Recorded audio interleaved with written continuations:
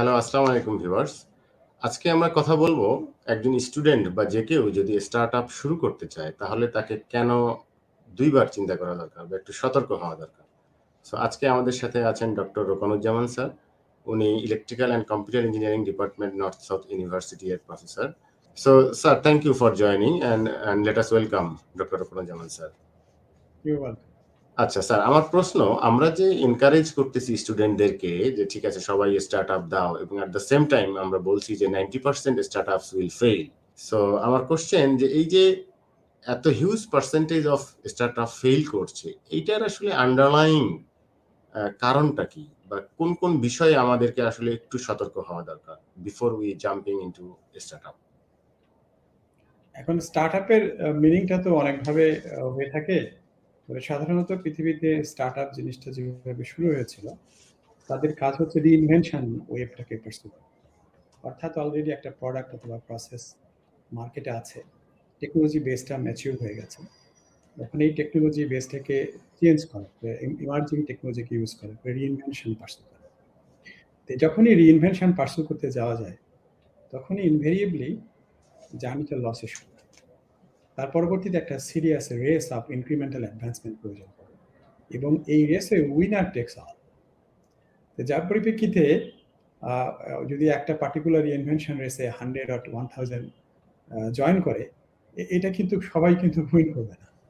যেমন ওয়ার্ড প্রসেসরে 1980s-এ প্রায় 25 মেকার ছিল, 1980s-এ 85 হার্ড ডিস্ক মেকার ছিল, কিন্তু ওয়ার্ড প্রসেসরে আপনারা সবাই Microsoft has one the race.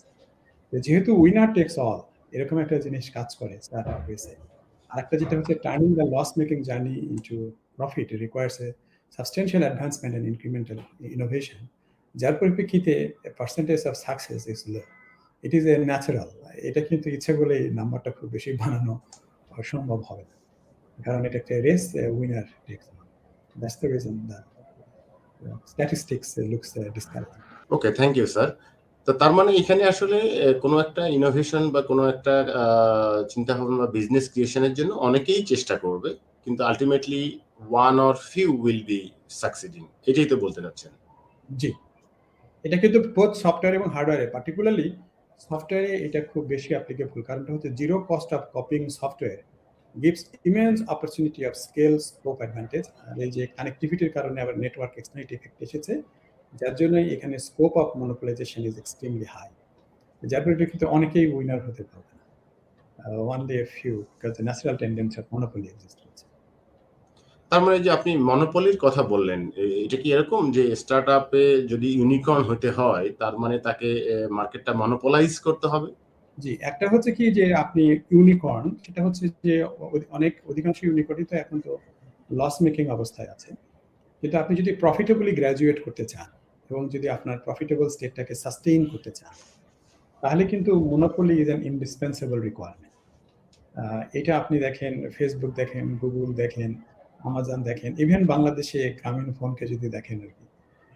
কারণ ওই ন্যাচারাল টেন্ডেন্সি অফ মনোপলি থাকার জন্য, if you really would like to graduate at a profit and sustain your profitable situation, then perhaps some monopoly is an indispensable requirement you need to meet. তার মানে তাহলে এটা আমরা বলতে পারি, কেউ যখন কোনো একটা স্টার্টআপ নিয়ে কাজ শুরু করবে, সেটা যদি সে আগে থেকেই বুঝতে পারে যে না, মার্কেটটাকে মনোপলাইজ আমরা করতে পারবো না, তার মানে আমি যে অ্যাপটা নিয়ে চেষ্টা করতেছি, এই অ্যাপটা তো খুব আরেকজন হয়তো কেউ তৈরি করতে পারবে, হয়তো বা তার 1 বছর লাগতে পারে বা 2 বছর লাগতে পারে, but that will come into the market and তখন তো মনোপলিটা থাকবে না। সো সেক্ষেত্রে কি তার ফেইলারের মানে চান্সটা বেড়ে যাবে even if after 3-4-5 years? Is absolutely you are correct. যে ওই অ্যানালিসিসটা করতে হবে যে এখানে স্কোপ অফ মনোপলাইজেশনটা কিরকম, ব্যারিয়ার অফ মনোপলাইজেশন কিরকম, আমি নিজে কতটা এটাকে মনোপলাইজ করতে পারবো এবং সেটাকে সাস্টেইন করতে পারবো, এই অ্যানালিটিক্যাল ওয়ার্কটা প্রথমে করে নিতে হবে। না হলে initial success would not lead to profitable graduation আর মনোপলাইজিং দ্য মার্কেট, এটা হবে না। এই জন্য ওই অ্যানালিটিক্যাল ওয়ার্কটা প্রথমে করতে হবে। তাহলে মনোপলাইজেশন করতে গেলে আপনি একটা কথা বললেন যে এটার যে ব্যারিয়ার থাকতে হবে for other companies, right? So এই ব্যারিয়ারগুলো কি কি ধরনের হতে পারে? এই ব্যারিয়ারগুলোর মধ্যে একটা, অনেকেই মনে করি patent barrier is a very useful. Patent barrier কাজ করে, কিন্তু খুব লিমিটেড স্কেলে কাজ করে। এটা মোস্টলি যে ব্যারিয়ারটা তৈরি করতে হয় সেটা হলো your speed of innovation. That means your internal capacity is so high, and also your external linkages are so strong that you would be able to outperform your followers or imitators, or even late entrant innovators, due to your very high speed of innovation.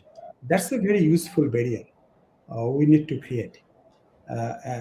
And a startup must pay attention to this strategy issue, that how to attain high speed of innovation, so that even late entrant innovators would not be able to catch them up.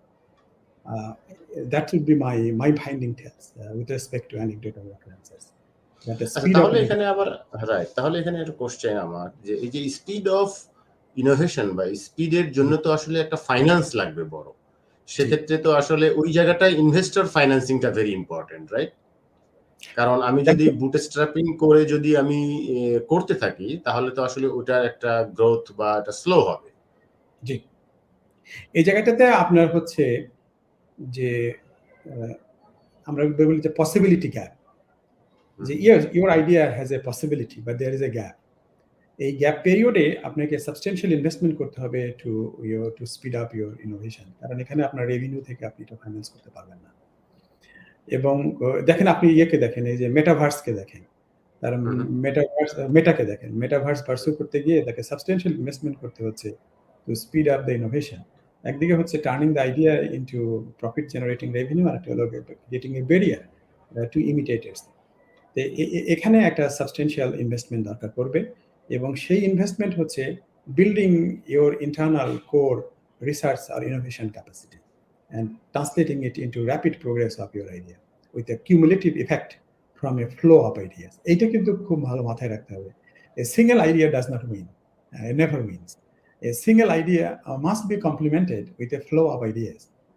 And that flow creation requires substantial amount of resources. That's for sure.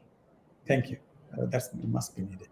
তার মানে আপনি বলতে চাইছেন যে আমি যদি startup শুরু করি কোনো একটা বেসিক আইডিয়া নিয়েও, হয়তো পসিবিলিটি আছে, কিন্তু এটাকে মার্কেটে নিয়ে আসতে গেলে এবং সাকসিড হতে গেলে এরপরে আরো অনেক ধরনের নতুন নতুন আইডিয়া নিয়ে এসে ওই প্রোডাক্টটাকে ম্যাচিওর করতে হবে বা মার্কেটটাকে গ্র্যাব করতে হবে as fast as possible, right? কি করতে হবে, এবং ওই রানওয়েটা আবার একটু লম্বা থাকতে হবে। আমরা যেটাকে বলি ইনোভেশন রানওয়েটা কথা। যদি ইনোভেশন রানওয়েটা খুব শর্ট হয়, যে আমি কয়েকটা আইডিয়া অ্যাড করলেই এটার আমার further scope of adding idea নাই, তাহলে এখানে কিন্তু উইন করা যাবে না, কারণ imitators are going to catch you very quickly and very easily. আপনাকে লং রানওয়ে থাকতে হবে, এবং সেই লং রানওয়েটাকে আপনাকে ভেরি ফাস্ট হচ্ছে মিডল স্টেজে চলে আসতে হবে, যার পরিপ্রেক্ষিতে followers would take quite a time to catch you, and once they keep progressing, you should keep progressing too.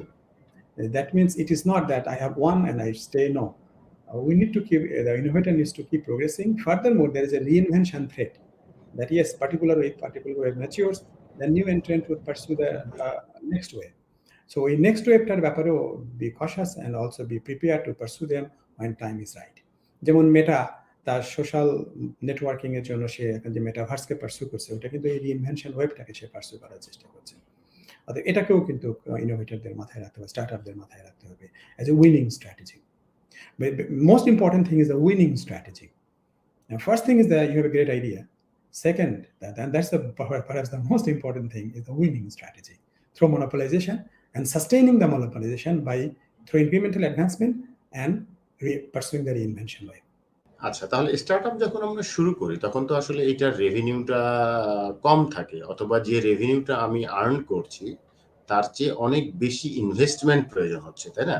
তার মানে এই যে ইনভেস্টমেন্ট, সবসময় আমি কিন্তু ইনভেস্টরের কাছ থেকে টাকা নিয়ে ওই যে আপনার নতুন নতুন ইনোভেশন বা আইডিয়া ইমপ্লিমেন্ট করছি, রাইট? এবং এটা একটা বেশ লম্বা সময় ধরে করতে হচ্ছে। তার মানেই হচ্ছে যে আপনার ওই ইনভেস্টরের যে রিটার্নটা সে পাবে, এটার জন্য আসলে মার্কেট সাইজটা অনেক বড় হতেই হবে, রাইট? এটা না হলে তো আসলে এটা হবে না। কারণটা হলো স্কেল অ্যাডভান্টেজটা যদি খুব হাই না হয়, তাহলে কস্ট অফ ডেলিভারি কমানো যাবে না। Particularly digital space. ডিজিটাল স্পেসের একটা ভালো দিক আছে, একটা খারাপ দিক আছে। ভালো দিকটা হচ্ছে এর cost of copying is zero. খারাপ দিক হচ্ছে আপফ্রন্ট হিউজ আর&ডি তে ইনভেস্টমেন্ট করতে হবে। এই আর&ডি ইনভেস্টমেন্টটাকে রিকভার করার জন্য you need a very large market size. And oftentimes you need a global market. So you need to be a global player. There is no local market in the digital space. It must be a global player. আর local market হলেও সেটা এমন হতে হবে let's say বিকাশের মতো। এবং সেখানে কিন্তু থ্রেট আছে যে your success could be short term. আচ্ছা। Across your boundary, your competition would show up. And already you know that in e-commerce space, even in Bangladesh, অনেক global player to operate করতে শুরু করেছে। হুম। Therefore, your competition is not limited within your geographical boundary, because it is easy to reach outside of your boundary. Uber, you just look into Uber, how it is doing their business. সুতরাং এই scale advantage at a global level should part of your winning strategy. আচ্ছা, আমরা যদি একটু বিকাশকে নিয়ে কথা বলি, লেটস সে বিকাশ যখন শুরু হলো, তখন তো আসলে আইডিয়া হিসেবে এটা নিউ ছিল বাংলাদেশে। তো তাদের মার্কেট এন্ট্রিটাকে মানে সহজ কোনোভাবে হয়েছে? নাকি জাস্ট তারা এই আইডিয়াটা নিয়ে কেউ কাজ করেনি এরকম? এখন ঘটনা যেটা হচ্ছে অন্যরা কেন ওইটাতে পার্সু করলো? ওই সময় কিন্তু আরো অনেকগুলো ব্যাংকে মোবাইল ফাইন্যান্সিয়াল সার্ভিসের কিন্তু লাইসেন্স দেওয়া হয়েছে। আমার এক্সাক্ট নাম্বারটা খেয়াল নাই। 28 or so এরকমকে দেওয়া হয়েছে। এবং তখন ব্যাংকগুলো ইনিশিয়ালি এটাতে খুব একটা বেশি অ্যাগ্রেসিভ হয় নাই। কারণ তারা এই ছোট, ছোট ট্রান্সেকশনে যে রেভিনিউ হচ্ছিল সেটাকে বেস করে তাদের business proposition perhaps was not very strong. কিন্তু mobile operators are very aggressive are very eager to enter here. কিন্তু government took a very strong policy position that as mobile operators are the platform provider, so their entry into mobile financial service market would create uneven playing field. এইটা বিকাশকে help করেছিল। Certainly এটা বিকাশকে help করেছিল to have a certain degree of free space to maneuver with. কিন্তু বিকাশের যে প্রবলেমটা হলো ওই মানি ট্রান্সফারের সাথে তার যে স্কোপ বেসটাতে যে ইনোভেশনের যে জায়গাটা আমার ধারণা মতে খুব বেশি বোধহয় তারা লেভারেজ করে না। যার পরিপ্রেক্ষিতে তাদের ইমিটেশন ব্যারিয়ারটা লো ছিল এবং যার পরিপ্রেক্ষিতে সাবসিকুয়েন্টলি যেটা হয়েছে আপনারা জানেন সেখানে imitators took away the market share very easily, যেমন নগদ বা উপায় বা এই ধরনের যে ইয়েগুলো আছে।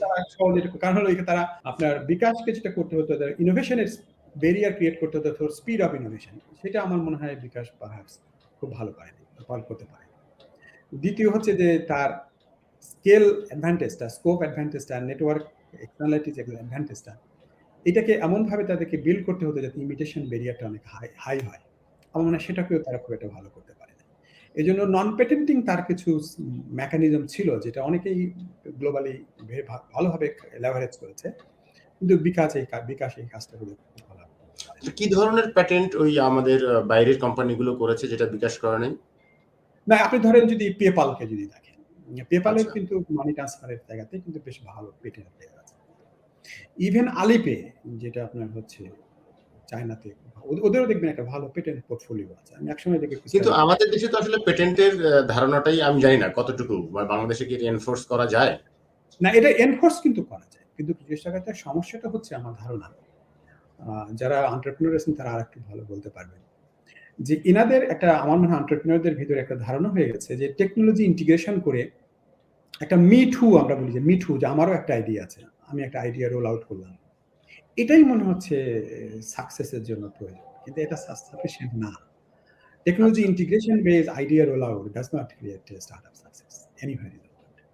কিন্তু আমার কাছে যেটা মনে হচ্ছে আমাদের দেশে স্টার্টআপদের ভিতরে এরকম একটা জিনিস এক্সিস্ট করছে, ইনক্লুডিং বিকাশ, যে I will take technologies from others, I will just integrate and roll out the service which work somewhere else, so it's going to work here well as well. এই কনসেপ্ট থেকে perhaps প্রথমে বেরিয়ে আসতে হবে। তারা subsidy দেওয়ার জন্য যে পরিমাণ টাকা ইনভেস্ট করছে তার স্মল ফ্র্যাকশন তারা সিস্টেমেটিক আর&ডিতে ইনভেস্টমেন্ট করছে না, যে ইনভেস্টমেন্টটা করে তার এই ইনোভেশন ইঞ্জিনটাকে স্ট্রং করা দরকার। আপনি যেহেতু বিকাশ নিয়েও আপনি মানে কাজ করেছেন আমার মনে হয়, সো সেক্ষেত্রে বিকাশ আসলে শুরু করার পর কতদিন এইটা লস হিসেবে ছিল অথবা ইনভেস্টমেন্ট মোডে ছিল বিফোর জেনারেটিং প্রফিট? এই ফাইন্যান্সিয়াল ডেটাগুলো আমি জানি না, ফাইন্যান্সিয়াল ডেটাগুলো আমি জানি না, কিন্তু ইন জেনারেল তো প্রথমে তো লসে তো ছিলই, কারণ প্রথমে তো তাকে একটা ক্যাপিটাল এক্সপেন্ডিচার করতে হয়েছে। তারপরে বোধহয় তারা বোধহয় প্রফিটে বোধহয় এসেছিল, কিন্তু তারপরে বোধহয় এখন গত বছর বোধহয় প্রফিটে তারা ছিল না। তাদের এই প্রফিটেবিলিটি স্টেটটা বোধহয় খুব একটা স্ট্রং না। যেমন গ্রামীণ phone has a very stable strong profitable position, কিন্তু বিকাশ আমার ধারণা এরকম পজিশন সে 2 বছর তারা লসে ছিল, কিন্তু এরপরে পরে আবার তারা রিগেইন করেছে। তো এটা সম্বন্ধে আপনার কোনো ধারণা আছে যে কি কারণে লসে গেল বা কি কারণে তারা আবার এটাকে প্রফিটে আসলো? আমি তো ডিটেইলস বলতে পারবো না, কিন্তু আমার মনে হয় নগদ প্লেড এ রোল হিয়ার। নগদ took আচ্ছা। away the market share, and নগদ also perhaps নগদের যে subsidy strategy perhaps compelled bKash also to provide a subsidies. আপনারা তো জানেন, দেখেনই তো যে বিকাশে প্রথমে এত টাকা ট্রানজাকশন করলে এত টাকা পাওয়া যাবে, হুম, হুম, হুম। পে এটা পাওয়া যাবে, এগুলো কিন্তু করতে হয়েছে বাধ্য হয়ে due to the competition. আচ্ছা, তে আচ্ছা। এখন হচ্ছে কি যে তখন এই জায়গাতে এসে দাঁড়ায় যে who has the most money to burn. তো এখন যদি দেখা যাচ্ছে যে is it that নগদ is running out of money to burn or something else is happening. তো সুতরাং এখানে কম্পিটিশন দাঁড়ায় হচ্ছে যে কার মানি বার্নিং ক্যাপাসিটি কতটা আছে। It is not a very strong strategy, winning strategy. আচ্ছা। Money burning capacity should not be the winning strategy. Rather, innovation performance in improving the quality and reducing the cost, and making sure that your competitors cannot catch you up. Eতে consumers are going to benefit from the race, and the winner is going to establish a very sustainable position to operate and grow at profit. আমার মনে হয় এই কাজটা বোধহয় হচ্ছে না। It is about money burning, investors money burning to subsidize, to monopolize, or to take caps and get a share of the market. এটা আমার মনে হয় হেলথি না, শুধু না, এটা সাস্টেইনেবল উইনিং স্ট্র্যাটেজি না। আপনি আসলে একটু আগে বলতেছিলেন যে কোয়ালিটি ইনক্রিজ করতে হবে এবং কস্ট ডিক্রিজ করতে হবে। কিন্তু যখন আমি এই আর&ডির পিছনে ইনভেস্ট করতেছি অথবা ইনভেস্ট করে সাবসিডাইজ করতেছি কোনো একটা কোম্পানিকে, তখন তো আসলে আপনি কস্ট ইভেন ডিক্রিজও করতে পারছেন না আমার ধারণা।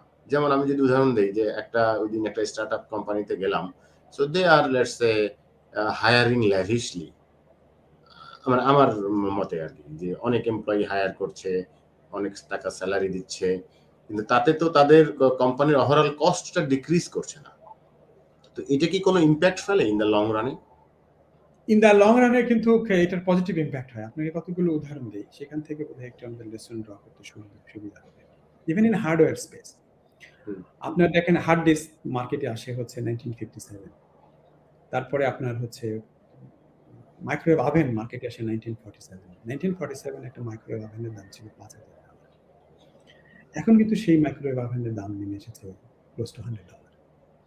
এবং সেই এখনকার মাইক্রোওয়েভ ওভেন কিন্তু fur better than the microwave woven in 1947 Raytheon was selling on the market. Similarly hard ডিস্কের ক্ষেত্রেও কিন্তু একই। তাহলে দেখেন এই যে প্রোডাক্ট দুটো যে এক্সাম্পল দিলাম, over the last 70 years they have become substantially cheaper and better, and through this companies like Toshiba or Sharp have succeeded to create a profitable large volume business. এটার কিন্তু আন্ডারলাইং কস্টটা কোথায়? They invested money in research, in producing ideas.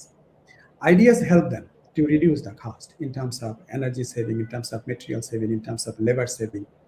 And those ideas also increase the perceived value or utility. As a result, the market has been expanding. এই proposition ছাড়া কিন্তু এই হার্ডওয়্যারের বিজনেসটাও কিন্তু হতে পারত না। সিমিলারলি আমি ওয়ার্ড প্রসেসরের কথায় আসি। আপনার 1970s যখন ভাইডেক আপনার ওয়ার্ড প্রসেসর মার্কেটে নিয়ে আসলো, দাম ছিল $12,000 এবং it was a primitive product. Even 1980s word প্রসেসরগুলোর কিন্তু প্রাইস ছিল বেশ ভালো, প্রায় $1,000 লাইসেন্স আমাদেরকে দিতে হতো এবং ওখানে অনেক প্রডিউসার ছিল। তারপরে দেখেন Microsoft became a success story out of word processor business. কিভাবে? Microsoft heavily invested in research. Billions of dollars it invested in research, in producing ideas, and adding those ideas into the product. As a result, producটের perceived value বাড়তে থাকলো। আর কি হলো? Microsoft succeeded to sell it to increasingly more customers. As the cost of copying was zero, so per unit cost rapidly kept falling. সুতরাং মাইক্রোসফটের সাকসেসের পেছনে কিন্তু এই জিনিসটা কাজ করেছে। সেটা হচ্ছে research to produce ideas, improving the quality, increasing the customer base or increasing the perceived value, and reducing the per unit of cost. এইটা যদি মাইক্রোসফট না করতে পারতো, তাহলে কিন্তু মাইক্রোসফটের এই সাকসেস স্টোরিটা আসতে পারতো না। আপনি যদি হোল সেমিকন্ডাক্টরের বিজনেসটা দেখেন, 1957 যখন ফেয়ারচাইল্ড প্রথম ব্যাচ অফ ট্রানজিস্টার মার্কেটে নিয়ে আসলো, একটা ট্রানজিস্টারের দাম ছিল $150। এখন দেখেন অ্যাপল 16 বিলিয়ন ট্রানজিস্টর একটা চিপের মধ্যে ঢুকিয়েছে, 16 চিপের ভিতরে। এই চিপের দাম কিন্তু আমি এক্স্যাক্টলি অ্যাপল তার এটা চিপ হিসেবে ট্রেড করছে না, কিন্তু দেখে যেটা মনে হয়, তার প্রোডাক্টের প্রাইস দেখে মনে হয় it is not more than $50, কারণ পুরো প্রোডাক্টের দামই যে $1200। হ্যাঁ, তাহলে এই যে আপনার সেমিকন্ডাক্টরের যে গ্রোথটা হলো, এটা কেন? Because substantial amount of money has been invested in research. আপনি যদি সেমিকন্ডাক্টরের যদি R&D density দেখেন in revenue-তে, এটা almost 20%. That means almost 20% revenue of the semiconductor industry is going into research, in producing a flow of ideas. That flow of ideas is critical in making the semiconductor components increasingly better and cheaper. That is the reason কিন্তু এই সাকসেসটা তৈরি হয়েছে, সেটা TSMC বলেন, Samsung বলেন, Intel বলেন, এই সাকসেসগুলো কিন্তু এসেছে ফ্রম দিস বেসিক রিয়ালিটি। অতএব এই বেসিক রিয়ালিটিটা ইগনোর করে আপনি কোনো বিজনেসকে সাস্টেইনেবল, স্ট্রং এবং গ্লোবালি কম্পিটিটিভ করতে পারবেন না। আপনি whether you are in a financial service, whether you are producing microwave oven, whether you are producing digital content, whatever it is, that is the root place we must work on, focus on, and create that effect of which is Moore's law, যে density বাড়বে, ট্রানজিস্টরের quality বাড়বে, cost কমবে। এই যে economics of quality and cost through R&D, এই প্রবলেমটা solve করা শিখতে হবে। এই প্রবলেমটা যদি আপনি সলভ করতে না শিখি, তাহলে আপনি ওই যে প্রথমে যেটা বললেন যে অ্যাপারেন্টলি তো মনে হচ্ছে যে এইগুলো খরচ করলে তো আমার খরচ বেড়ে যাবে। তার অর্থ হচ্ছে আমি এখন ইকুয়েশনটা সলভ করার মতো মানসিক প্রস্তুতিটা নিতে পারি নাই। এই ইকুয়েশনের ন্যাচারটাই এটা। We must figure out how to solve this equation. In producing this result, R&D leads to higher quality, lower cost. আচ্ছা, তাহলে রিলেভেন্ট কোয়েশ্চেন, হার্ডওয়্যারের ক্ষেত্রে একটু R&D করা যায়। লেটস সে আমি যদি চিপ তৈরি করি বা এই ধরনের কোনো প্রোডাক্ট নিয়ে কাজ করি। কিন্তু আমাদের এখানে তো মোস্টলি দেখা যায় অ্যাপ ভিত্তিক বা সফটওয়্যার ভিত্তিক একটা সেবা তৈরি করা হয় বা স্টার্টআপ তৈরি করা হয়। সো সেখানে আসলে এই ধরনের R&D করার অপরচুনিটিটা কোথায়? মানে আমাদের এখানে তো আসলে অ্যাপ নিয়ে যে স্টার্টআপ গুলো তৈরি হয়, তো এইখানে তো R&Dর কথা তো স্টুডেন্ট লেভেলে ওরা তো চিন্তাই করে না, রাইট? বা ওই জিনিসগুলো এটা করে না। সো সেক্ষেত্রে তাদের কি তাহলে আপনি মনে করেন যে সাকসেস রেট বা সাকসেস হওয়ার ইয়েটা খুব কম হবে বা even in the long run after 4-5 years পরেও? ইন দ্য লং রান খুব কম হবে। এবং পার্টিকুলারলি যখন তারা এক্সিট স্ট্র্যাটেজিতে যাবে, তখন ইনভেস্টার্স উইল বি কট। এখন একটা পাঞ্জি বিজনেস মডেল অপারেট করছে আপনার হচ্ছে স্টার্টআপ ইনভেস্টমেন্টে। কিন্তু যখনই আপনি স্টক মার্কেটে যাবেন, এটাকে আইপিও করতে যাবেন, তখনই তো আপনার প্রফিট টু রেভিনিউ রেশিও, এগুলো সমস্ত কিছু কিন্তু রাইট, এই জায়গাটায় আসি। এই যে প্রফিট রেভিনিউ রেশিওটা, তাই না? তো এই প্রফিট রেভিনিউ রেশিওটা তো আমাকে কখনো না কখনো একটা ভালো প্রফিট রেশিওতে যাইতে হবে, রাইট? তো এইটাই আপনি বলছেন যে এখানে যদি আমার R&D বা উইনিং স্ট্র্যাটেজি না থাকে, হোল মার্কেট শেয়ার যদি গ্র্যাব করার স্ট্র্যাটেজি না থাকে, তাহলে ওই প্রফিট এন্ড ইনভেস্টমেন্ট রেশিওটা আমার ইনক্রিজ করবে না। এখানে R&Dর সাথে কিন্তু আসলে মূলত যে চ্যালেঞ্জটা, রিসার্চ করা কিন্তু খুব সহজ, পাবলিকেশন করা সহজ, পেটেন্ট করা সহজ, এটা কিন্তু কঠিন কাজ না। কঠিন কাজটা হচ্ছে আমি R&Dতে যদি $1 খরচ করি, এই R&Dর আউটপুটটা আমার কতটা কোয়ালিটি ইমপ্রুভমেন্টে কন্ট্রিবিউট করলো আর কতটা কস্ট রিডাকশনে কন্ট্রিবিউট করলো, এই রেশিওটা কিন্তু ডিফিকাল্ট। এবং এই জায়গাটাতে কিন্তু চ্যালেঞ্জটা it's not about that pursuing R&D। এই জায়গাটা আপনি একটা ছোট এক্সাম্পল দিই, তাহলে সুবিধা হবে। দেখেন, গত বছরে Intel filed more patent than TSMC, কিন্তু Intel suffered from loss and TSMC reported a record 28% profit from a hefty revenue. তো এখানে কিন্তু ইন্টেলও খরচ করছে R&Dতে, আপনার হচ্ছে TSMCও খরচ করছে, কিন্তু TSMC is doing far better job than Intel in transferring the R&D investment into quality improvement and cost reduction, leading to a higher profit to revenue ratio. এইটা হচ্ছে critical challenge. Putting money in R&D is not a challenge at all. Challenge হচ্ছে right, কারণ মানি তো ইনভেস্টরের কাছে আছেই। তার মানে ওই টাকাটা নিয়ে আসলে আপনাকে ইভেন R&Dটাও অনেক এফিশিয়েন্টলি করতে হবে। শুধু এফিশিয়েন্টলি না, R&Dটা স্ট্র্যাটেজিক্যালি ফোকাসড হতে হবে।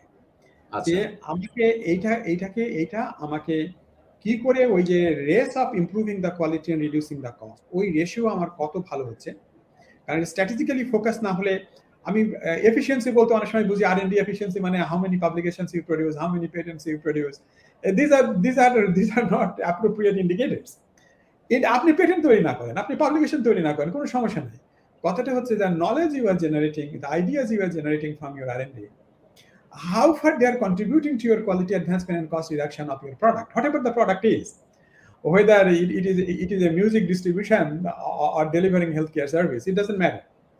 ওই জায়গাটাতে আপনাকে কনসেন্ট্রেট করতে হবে, এবং আমার ধারণা মতে it is not a easy job. আচ্ছা, তার মানে আমি যদি সহজ করে বলি এই জিনিসটাকে, তার মানে কোনো একটা প্রোডাক্ট বা আমি যদি স্টার্টআপ তৈরি করি এবং যে সার্ভিসটা আমি দিতে চাচ্ছি, দুইটা গোল। একটা হচ্ছে যে আমার ওই সার্ভিস দেওয়ার জন্য একটা কোয়ালিটি ইমপ্রুভ করতে হবে, যেন পিপলের লাইফ ইজি হয় বা এটা সেটা হয়, এবং ওইটা দিতে যেয়ে আমার কস্টটাও ডিক্রিজ করতে হবে দ্যাটস কারেক্ট। কাস্টমারের জন্য। জি, এবং রাইট শুধু কাস্টমারের জন্য না, customer would buy at a lower price, and as a producer I would make more money than before. Right So both তার customer মানে and producer would be better off through my R&D advancement. Right তার মানে কাস্টমারও কম pay করে যেন সার্ভিসটা নিতে পারে, কিন্তু জি, প্রোডিউসার যারা তৈরি করছে তারা হয়তো অনেকের কাছে এই সার্ভিসটা সেল করে একটা প্রফিট তারা গেইন করতে পারে। So হ্যাঁ, এই জায়গাটায় এবং ফোকাস এটার হতে জন্য হবে। কিন্তু জি, এক্সাম্পল যেমন মাইক্রোসফট কিন্তু আস্তে আস্তে কিন্তু তার প্রোডাক্টের দাম কমিয়ে এনেছে, কিন্তু ভালো হুম, প্রোডাক্ট দিয়েছে। হুম, এবং আপনি ওভারঅল ইয়েটাই দেখেন, মোবাইল ফোনটা দেখেন, ইন 1980s এ যখন মোটরোলা ডায়নাটেক মোবাইল হ্যান্ডসেটটা মার্কেটে নিয়ে আসলো, এটার দাম ছিল 3995, মানে 4000 অলমোস্ট, এবং it was a very ক্র্যাপি product.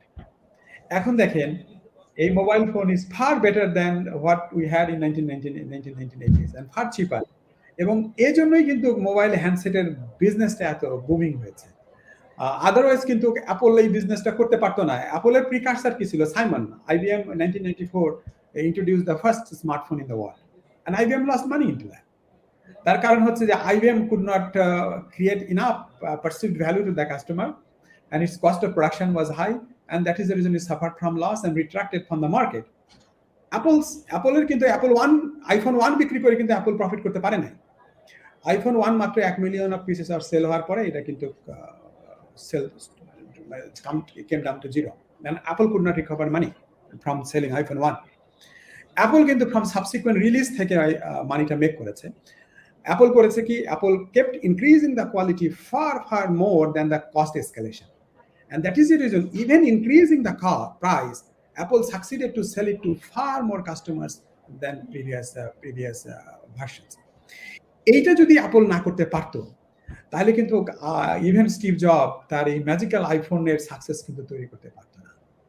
সুতরাং it is an indispensable requirement. আর একটা কথা আমি ফেরত যাই, আপনি যেটা বলছিলেন যে আমাদের দেশে স্টার্টআপে তো অ্যাপ নিয়ে কাজ করছে, এখানে কি ওরকম স্কোপ আছে যে R&D করে ইনোভেশন করে আপনার ওই যে ফ্লো আপ আইডিয়া তৈরি করে কোয়ালিটি বাড়ানো, কস্ট কমানো, এটা কি আদৌ এদের পক্ষে সম্ভব?